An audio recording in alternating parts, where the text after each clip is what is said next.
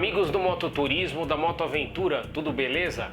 Aqui é o Ruba falando e depois aí de mais ou menos um mês sem Ruba Responde, a gente está indo para o Ruba Responde número 5. Antes de mais nada, eu queria desejar a todo mundo que está acompanhando o canal aí um 2017 muito bacana, com saúde, paz, aquela coisa toda, né?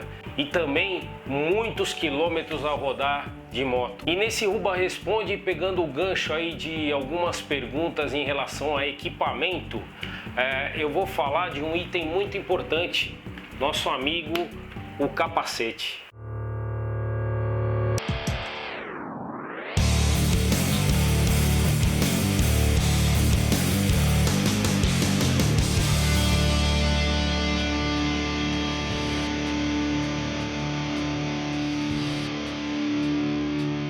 Dois questionamentos me motivaram a fazer esse vídeo sobre capacetes, tá? Um foi do Roberto de Andrada, que lá no vídeo Latitude 54 parte 3 no início, me pediu uma dica para não embaçar a viseira do capacete. E eu prontamente respondi para ele lá no vídeo mesmo sobre o sistema Pinlock. Outro questionamento foi feito pela Cerrado Locação e Eventos, lá no vídeo sobre tipos de moto para viajar.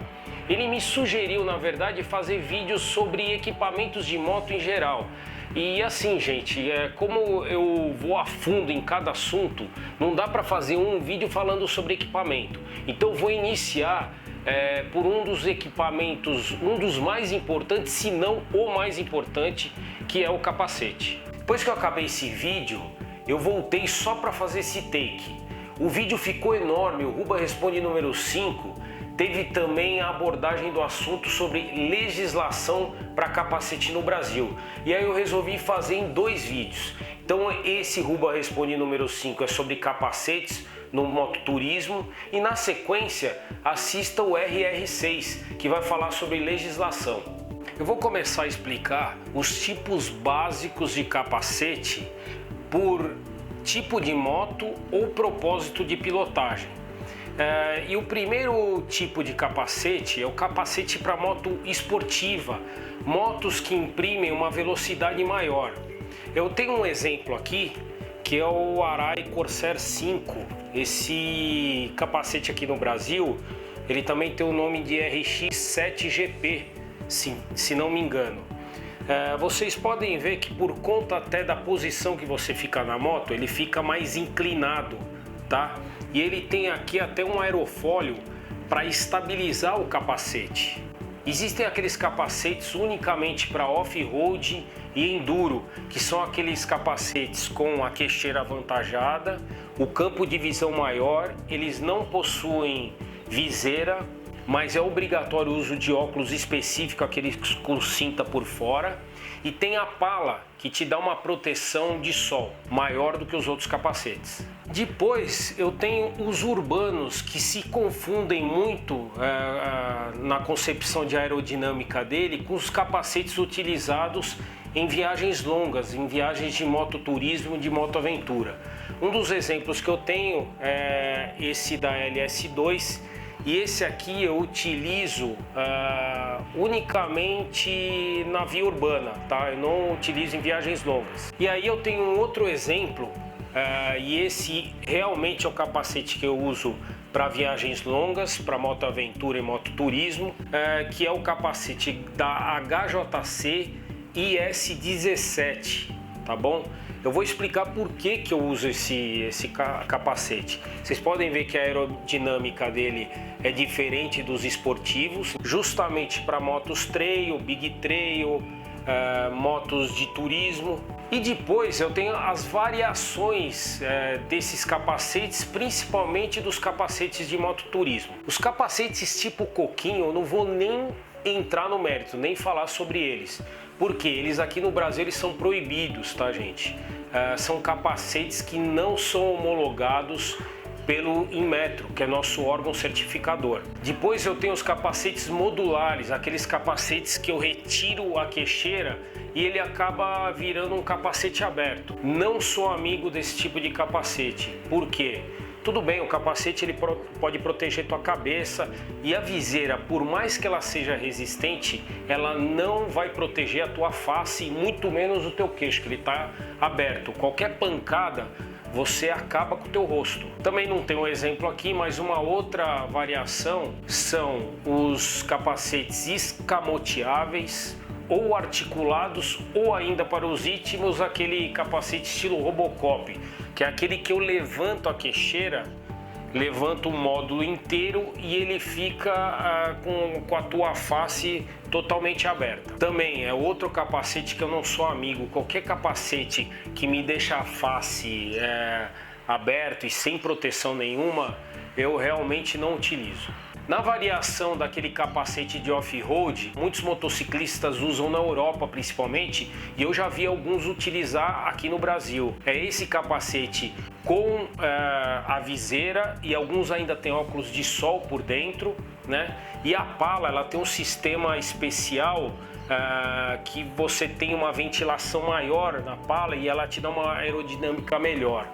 Eu também, particularmente para mototurismo, viagens longas, eu não acho um capacete interessante, basicamente por causa da pala. Eu acho que é um dispositivo que acaba atrapalhando, mesmo ele tendo ventilação. Tudo bem, ele te protege do sol, é um ponto positivo. Mas aí você também tem um óculos de sol por dentro de alguns outros capacetes. Eu já vou dar a minha opinião a respeito de capacetes para mototurismo. E aí já tem um monte de gente que ou vai parar o vídeo ou vai me xingar. Para viagens de longa distância, capacetes fechados. Falo no meu blog, eu tenho texto sobre isso, todos os vídeos que eu posso falar sobre capacete, eu falo sobre isso. Tudo bem, o capacete estilo Robocop, ele é muito interessante, tá? Ele é muito prático, principalmente para quem trabalha de moto, tá? Ele levanta e você pode conversar com alguém, fumantes, gente que usa óculos, acho ele muito prático. Só que é o seguinte, quando você puder deixá-lo aberto, você vai deixar. Esse negócio, não, Cuba, eu só abro o capacete quando eu tô... Não, você vai abrir em momentos que você sentir calor, tal. Já vi um monte de coisa desse tipo. Já vi gente também arrebentar a cara por causa disso. Então, para mim, é capacete fechado. O capacete fechado te dá segurança e ele não te dá essa possibilidade de você abrir. Tudo bem, é prático, tal, tem um monte de gente que gosta, que vai ser contra, mas você quer estar seguro? Quer estar seguro numa viagem longa? Use capacete fechado. Vocês se lembram que eu mostrei esse capacete aqui? Esse capacete é um LS2, né? Ele tem aqui, devidamente está certificado, ele tem o selo do Inmetro. Esse capacete é muito bom para urbano. É o seguinte, esse capacete tem o tal do engate rápido. Beleza, o engate rápido é extremamente prático, só que para mim, na minha concepção, não é seguro para viagem de longa. Numa queda, o impacto ele não vai ser absorvido pelo engate rápido, ele não vai conseguir ficar estável. Essa é a minha opinião. E por que eu tenho essa opinião? Vou lançar um desafio aí. Se vocês acharem, é uma informação muito importante para todos nós que estão assistindo, inclusive para mim, mas eu ainda não achei. Por que na MotoGP não existe um piloto usando o capacete com engate rápido? Vocês já se perguntaram? Então é o seguinte, é o exemplo do Arai que está aqui do meu lado, tá? O Arai é um capacete, lógico que ele tem algumas variações para os capacetes que eles usam na pista, porque aquele capacete lá é feito para o próprio piloto, no tamanho da cabeça dele e tudo mais. Mas esse capacete é um capacete de alta tecnologia, tá? Para pista. Ele tem tudo que é importante para a pista. E não tem um engate rápido, ele tem um afivelamento normal, que eu vou colocar aí na tela, qual que é o afivelamento normal, né? Aquele que a gente conhece. E é isso, eu nunca vi na MotoGP ninguém usando engate rápido. Por quê? Numa pancada, a desaceleração é tão grande e tal, que o engate rápido ele se rompe e voa, tá bom? Então, basicamente é por isso. Outra coisa que você tem que ver no capacete, tá? Peso. Para mototurismo, um capacete pesado, você fica, por exemplo, eu chego a ficar 12 a 14 horas em cima de uma moto em viagens longas, tá? Um capacete pesado, ele vai te gerar um desconforto. Para mim, então, que ainda levo câmera aqui do lado e tal, seria horrível. Vedação e ventilação são dois itens muito importantes. A vedação, para vento, desconforto do vento, poeira, tá? É importante, ela tem que vedar a viseira, tem que vedar muito bem o capacete, né? E ter ventilação para altas temperaturas. Você tem algumas entradas de ar e que essas entradas também se vedem ao ser fechadas, né? Para você não ter o mesmo desconforto que seria uma má vedação na viseira. Uma coisa que é importante e é uma das poucas coisas que esse capacete da HJC IS-17 não tem é a bavette. A bavette, opa, troquei rapidamente. A bavette é isso aqui, tá? O que ela faz? Ela primeiro ela diminui a vibração, tá? O vento que passa por aqui ele gera vibração, diminui e o som também. Eu tenho muito costume de viajar escutando música, então isso já minimiza para mim, tá? E aí agora vamos para a dúvida lá do Roberto de Andrada, que me perguntou: pô, Ruba, o que você sugere aí para não embaçar o capacete? Que é assim um negócio para mim primordial hoje. Sistema Pinlock, eu vou colocar aí com detalhe na tela, tá? Ele é um sistema que você tem aqui na viseira, na própria viseira, ela já vem com dois pinos, né? Para você colocar uma lente extra. Esses dois pinos que são as travas da lente extra, que é a lente que não permite o embaçamento.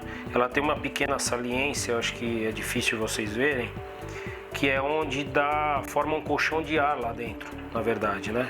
Para retirar, não aconselho ficar retirando toda hora, às vezes apenas para limpeza. Você faz uma leve flexão na viseira, retira um lado e puxa o outro. Pronto, tá retirado a viseira Pinlock, né? Tá vendo? Ela é uma viseira normal, translúcida. Aqui que ela permite vedar e formar o colchão de ar. E pasmem, isso foi inventado em 1979 e veio ser utilizado em 1994 pela polícia holandesa. E aí você deve estar me perguntando: pô, Ruba, mas aí só para as lentes que tem o pininho tal, para usar esse sistema Pinlock? Não. Agora já inventaram para as lentes convencionais, lentes que não vêm com esse encaixe para Pinlock. Tem uma marca, eu vou deixar o link aqui embaixo, tá?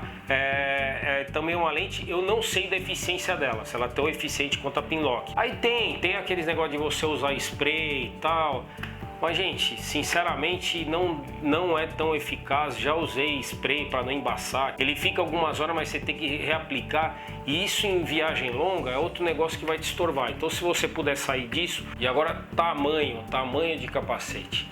É o seguinte, o tamanho tem que ser exato. E o que é esse exato? Ele não pode ficar mexendo e nem um pouco. Porque assim, lembre-se, na loja lá não adianta fazer assim. Às vezes, quando você está na estrada, você toma rajadas de vento que chegam a dar problema na sua visão, o capacete entorta. Isso não pode ocorrer de maneira alguma, tá? Agora é lógico, você não vai usar um capacete tão apertado a ponto de te causar um problema aí, né? Se você usa óculos, tem que pensar nisso. Tem gente que usa a lente cristal e prefere usar óculos escuro. Isso tem um sistema muito interessante que foi patenteado pela Shark, um encaixe para quem usa óculos. Eu achei sensacional isso aí. Couro de capacete. Aí você pode estar falando: pô, aí vai a gosto do freguês. Tudo bem, vai a gosto do freguês. Aliás, tudo vai a gosto do freguês, né? Só que minha opinião é o seguinte: use capacete de cores claras, chamativa, verde-limão, grafismo colorido, tá? Isso é importante também para a sua segurança. E de uma maneira geral, eu vou falar por que eu escolhi esse capacete, o HJC IS-17, como meu capacete de viagem longa, tá? É um capacete leve, tá bom? Ele possui boa vedação, É um capacete seguro, ele está certificado, tem certificação DOT e não é capricho, tá? É um capacete que ele tá na MotoGP. E eu digo que não é capricho porque o nível de segurança exigido nessas provas internacionais é alto. Um capacete para estar lá, um capacete como Shuei, Arai, HJC, está na Fórmula 1, na MotoGP, te traz um conforto. Outra coisa, para mim é primordial, capacete de longas viagens, o óculos de sol. Ele tem um óculos de sol embutido. Qual que é o ponto positivo disso? Eu não tenho que ter uma viseira e ficar trocando em paradas, tá? É uma coisa a menos para fazer. Então baixou o sol, ou o sol está me incomodando, tá lá o óculos de sol. Isso me traz um conforto na pilotagem. Passei um túnel ou ficou nublado, eu tiro e tenho a viseira comum dele. Qual que é a desvantagem? A desvantagem é eu ter uma avaria, quebrar essa minha viseira e não ter uma extra. Mas nada impede de você também ter uma extra, uma viseira cristal extra. Bom, e é isso. Se você gostou do vídeo, dê o seu like, o seu joinha. Se você gostou mais ou menos também, não deixe de dar o seu like. Se ficou uma ou outra dúvida, coloque nos comentários. Eu não deixo de responder nenhum comentário. Se você está chegando agora no canal, inscreva-se. Também não esqueça de dar um clique lá naquele sininho. Lá, aquele sininho, ele notifica toda vez que tem um vídeo novo aqui no canal. Também siga o canal do Ruba, é canal do Ruba lá no Instagram. Tem muita foto legal das viagens que a gente faz por aqui. Clica lá no nosso próximo vídeo e valeu!